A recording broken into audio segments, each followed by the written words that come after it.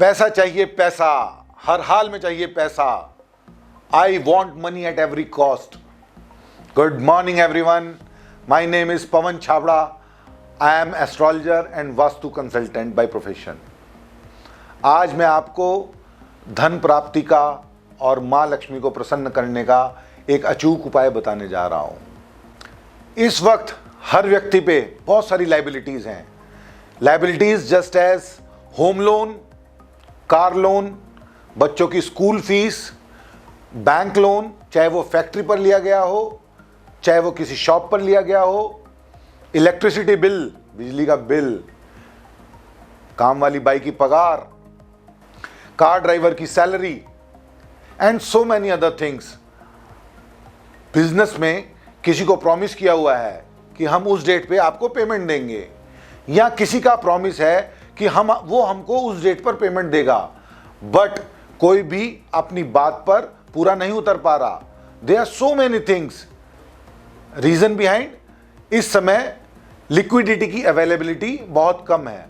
तो आज मैं आपको माँ लक्ष्मी को प्रसन्न करने का एक ऐसा उपाय बताऊंगा जो आपको निश्चित ही फलेगा। उपाय बताने से पहले मैं ये चाहता हूं कि हर व्यक्ति अपनी कुंडली पर विचार करे। ये हमारी जन्म कुंडली है, ये हमारा धन का भाव है, ये हमारा भाग्य का भाव है। लक्ष्मी की प्राप्ति भाग्य से होती है। इसके पीछे एक कथा भी सुनाना चाहता हूं। भगवान शिव और पार्वती एक बार भ्रमण कर रहे थे। जब वो भ्रमण कर रहे थे तो उन्होंने देखा कि एक व्यक्ति वन से गुजर रहा है जो कि बहुत ही दीनहीन अवस्था में है। माँ पार्वती को उस पर दया आ गई और उन्होंने भगवान शिव से कहा कि मैं इस व्यक्ति को कुछ धन दौलत देना चाहती हूँ। तो भगवान शंकर ने कहा कि आप इस व्यक्ति को धन दौलत देने का प्रयास मत करें, क्योंकि इसके भाग्य में धन दौलत है ही नहीं। परंतु पार्वती जी के कहने पर वह कहने लगे कि पार्वती जी आप प्रयास करके देख लीजिए। पार्वती जी ने अपने दोनों कंगन उतार कर एक सुनहरे वस्त्र में लपेटकर जंगल में उसी राह पर फेंक दिए जिस राह से वह दीनहीन व्यक्ति गुजर रहा था। जैसे ही वो उन आभूषणों के पास पहुंचा, व्यक्ति के दिमाग में ये आया, क्या अंधे अपना जीवन यापन कैसे करते हैं, क्यों ना मैं भी अंधा बनकर देखूं। वह व्यक्ति उस जगह से गुजरते समय अंधा बनने का अभिनय करने लगा और आभूषण पीछे छूट गए, वह व्यक्ति आगे निकल गया। भगवान शंकर ने कहा, देखा पार्वती, इसके भाग्य में धन दौलत है ही नहीं। धन दौलत हमको क्यों चाहिए? हमको चाहिए ताकि हम हंसी खुशी से अपना जीवन व्यतीत कर सकें। और हमारी इंटेंशंस बैड नहीं है, लेकिन हम खूब पैसा भी कमाना चाहते हैं। हम यह भी चाहते हैं कि हमारा परिवार, हम सब मिलकर खुशी रहें, हम सब खूब फले फूलें। तो मैं आपको एक अचूक उपाय बताने जा रहा हूं, कृपया ध्यान से सुनिए।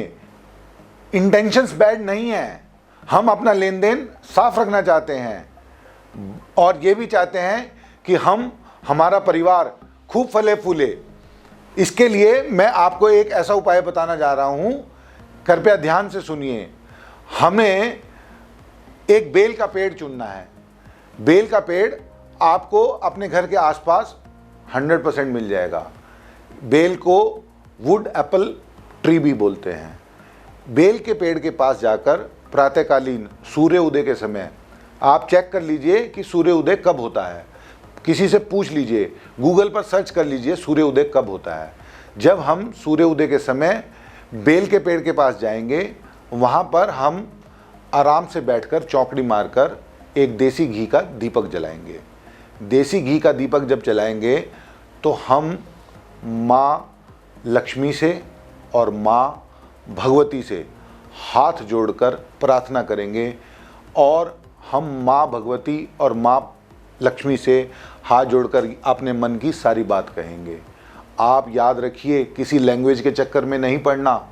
देवताओं को सभी भाषाएं आती हैं, वो आपके हृदय की भाषा जानते हैं। अपने मन की बात सच्चे मन से माँ भगवती और माँ लक्ष्मी से कह दीजिए। देसी घी का दीपक लगातार 21 दिन जलाना है। सूर्य उदय के समय, सूर्य उदय से 10 मिनट पहले आपको वहाँ पहुँचना है और अपने मन की बात माँ भगवती से और माँ लक्ष्मी से करनी है। आपको 100% रिजल्ट मिलेगा, माला माल हो जाओगे। सच्चे मन से जाके बात करना। संस्कृत, हिंदी, इंग्लिश, फारसी, उर्दू, देवी देवताओं को सभी भाषाएं आती हैं। किसी के कहने में मत आना, चुप करके ये उपाय कीजिए, माँ लक्ष्मी की कृपा आप पर बनी रहेगी। और मैं ये बात कहना चाहता हूँ कि कुछ उपाय ऐसे होते हैं जो कुछ राशियों को सूट करते हैं या कुछ राशियों को नहीं सूट करते, लेकिन ये एक ऐसा उपाय है जो सभी राशियों के जातकों को सूट करेगा। तो सच्चे मन से बेल के वृक्ष के नीचे बैठकर सूर्य उदय के समय देसी घी का दीपक जलाएं और अपने मन की बात माँ भगवती से और माँ लक्ष्मी से करें। आपको पूर्णतः सफलता मिलेगी, ये मेरा आपसे वादा है।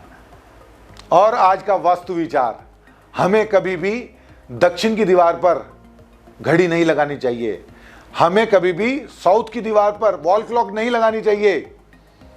नेगेटिव एनर्जी वापस आ जाती है। बहुत जल्द मिलेंगे नेक्स्ट सेशन में। जय माता दी।